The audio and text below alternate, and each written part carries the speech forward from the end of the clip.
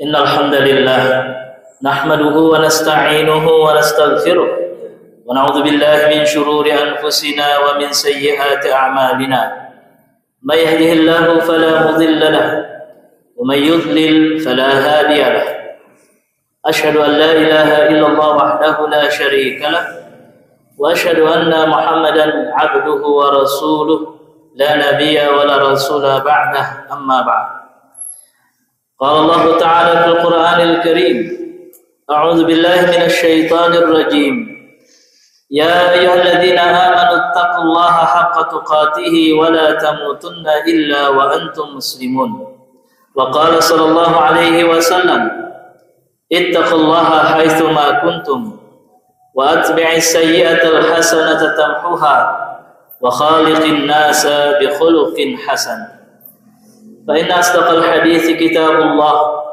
وخير الهدي هدي محمد صلى الله عليه وسلم وشر الأمور محدثاتها وكل محدثة بدعة وكل بدعة ضلالة وكل ضلالة في النار أيها المسلمون أوصيكم ونفسي بتقوى الله فقد فاز المتقون.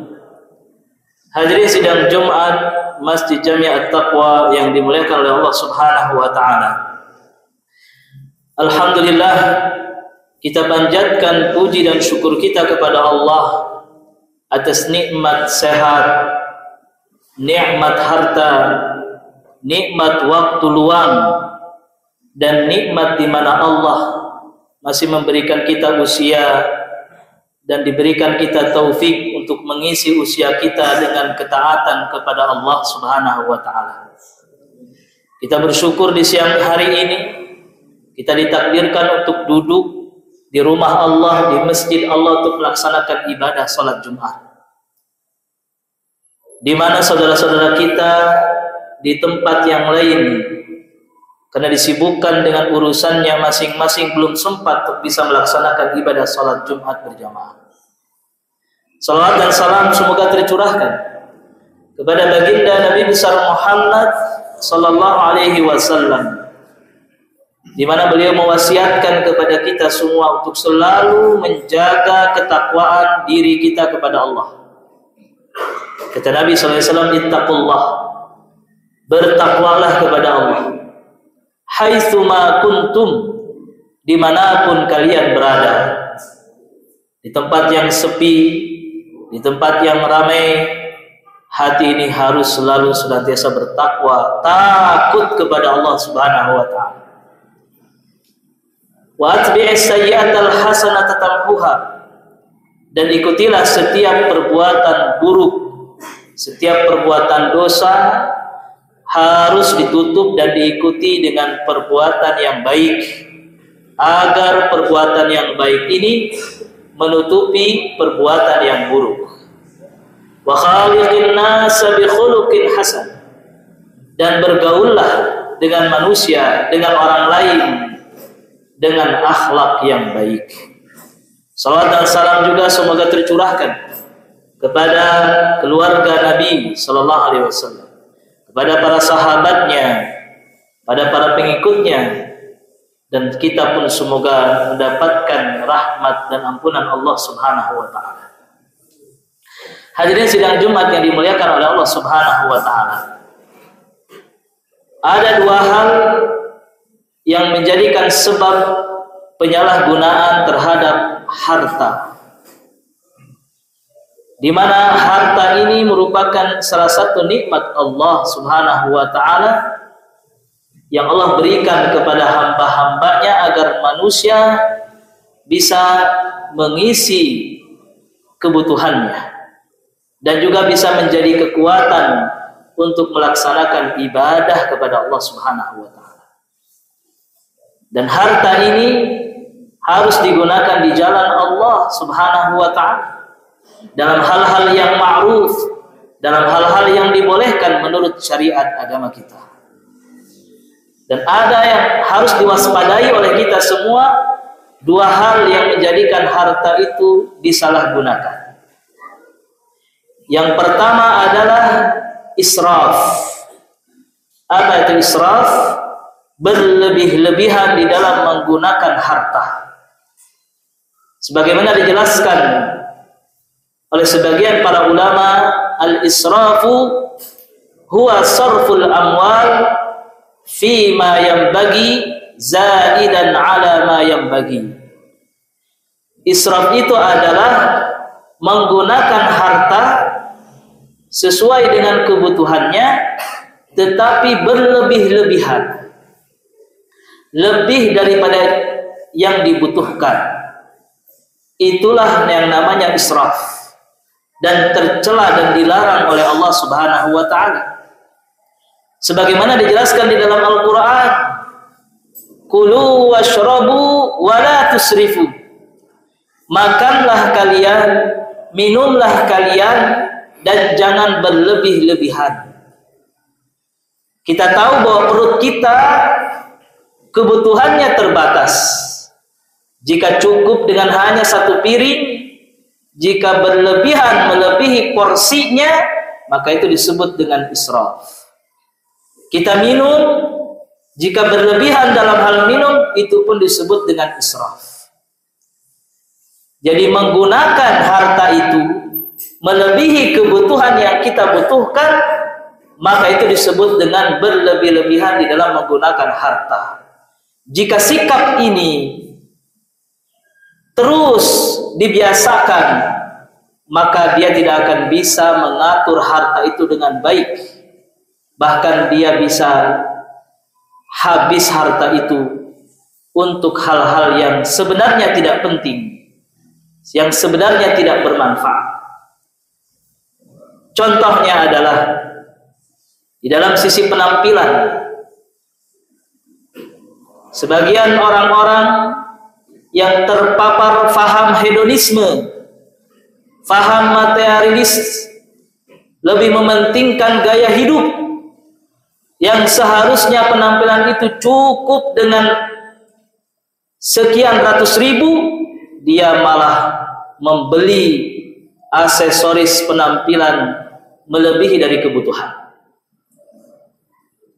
Baju yang standarnya adalah bisa dibeli dengan harga 50.000, dia beli dengan mencari merek yang lebih mahal, baju yang seharga 10 juta. Kemudian topi yang standarnya misalnya 20.000 atau 30.000 bisa terbeli, cukup untuk bisa dipakai, dia beli yang harganya 1 juta misalnya. Kemudian celana dia beli yang seharga 5 juta. Sepatu dia beli yang seharga 20 juta.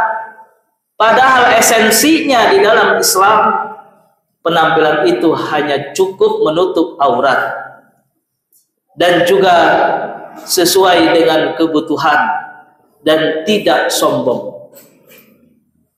Mereka kenapa lebih mementingkan gaya hidup, lebih mementingkan membeli sesuatu yang melampaui batas demi mengejar pamor, sebagai ajang kesombongan, sebagai ajang ingin memperlihatkan bahwa dirinya lebih hebat, lebih kaya, lebih besar. Maka ini tentu adalah hal yang tercela di dalam agama kita. Dan israf itu bukan hanya dalam masalah harta. Dalam hal yang lain pun ketika itu berlebih dari kebutuhan yang harusnya cukup, maka itu pun disebut dengan israf. Sampai dalam masalah wudu pun Nabi pernah menyinggung di dalam hadisnya bahwa wudu itu cukup ketika menggunakan air, ketika air itu membasahi semua kulit anggota wudu kita. Ketika dikocorkan kerannya melebihi dari batas kebutuhan, kata Nabi SAW, faqad zada wa zalama, maka sungguh dia telah berlebih-lebihan dan juga telah zalim. Dalam masalah penggunaan air saja Nabi sampai menyinggung agar hemat di dalam menggunakan air, apalagi di dalam menggunakan sumber-sumber yang lain. Tentu kita harus menggunakannya sesuai dengan kebutuhan, karena itu yang diajarkan oleh Nabi SAW. Kemudian hal yang menyalahgunakan yang kedua adalah yang disebut dengan tabdzir. Apa itu tabdzir? Pemborosan. Para ulama menjelaskan bahwa yang dimaksud dengan tabdzir adalah sarful amwal fima la yanbaghi, menggunakan harta bukan pada tempatnya, atau dalam bahasa lain menyalurkan harta untuk kemaksiatan, maka itu disebut dengan tabdzir alias boros. Dan orang yang boros disebut dengan mubadzir, sebagaimana dijelaskan di dalam Al-Quran. Innal mubadzirina kanu ikhwanas syayatin. Sesungguhnya orang-orang yang boros, mereka adalah teman-teman setan. Karena mereka menggunakan nikmat Allah bukan di jalan Allah, tetapi di dalam kemaksiatan kepada Allah Subhanahu wa ta'ala. Kata para ulama, walaupun menggunakan harta itu sedikit, 1 rupiah saja, jika bukan pada tempatnya, maka itu disebut dengan tabdzir. Contoh,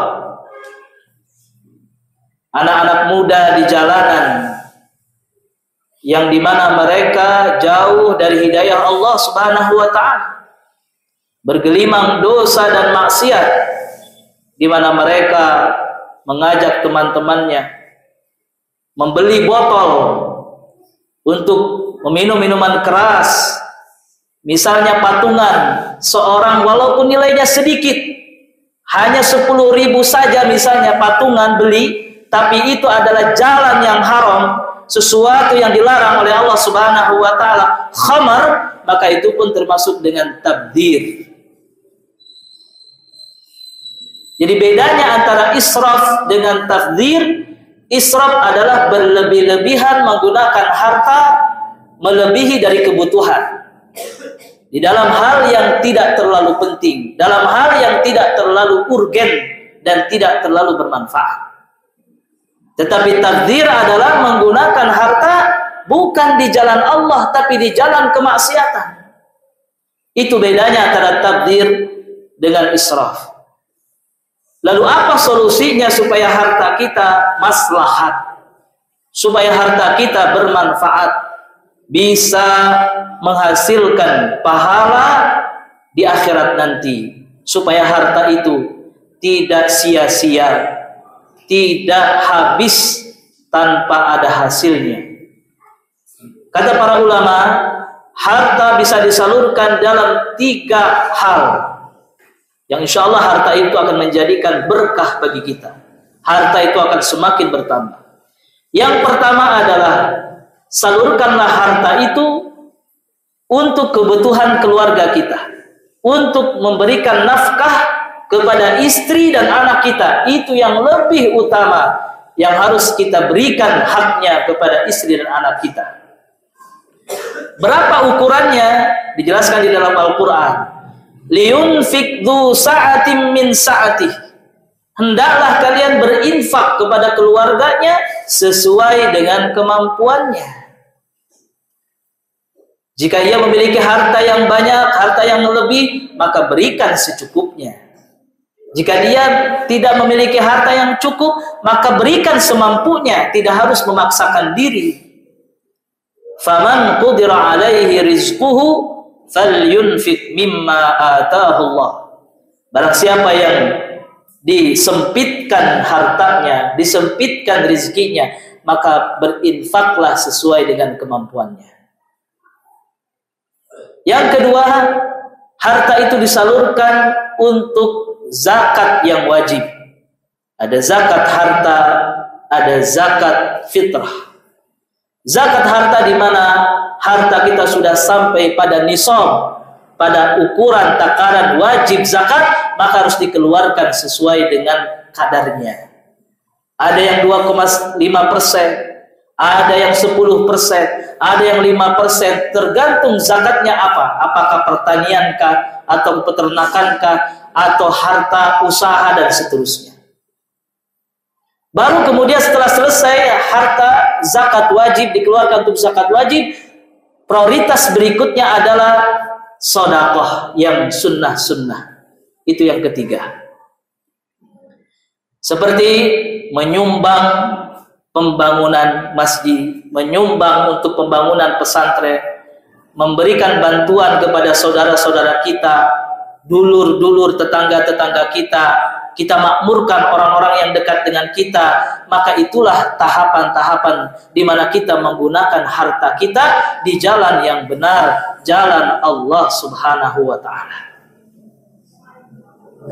Dan juga harta ketika diinfakkan di jalan Allah, walaupun semuanya, walaupun banyak, tidak dikatakan sebagai mubadzir, tidak dikatakan sebagai tabdzir.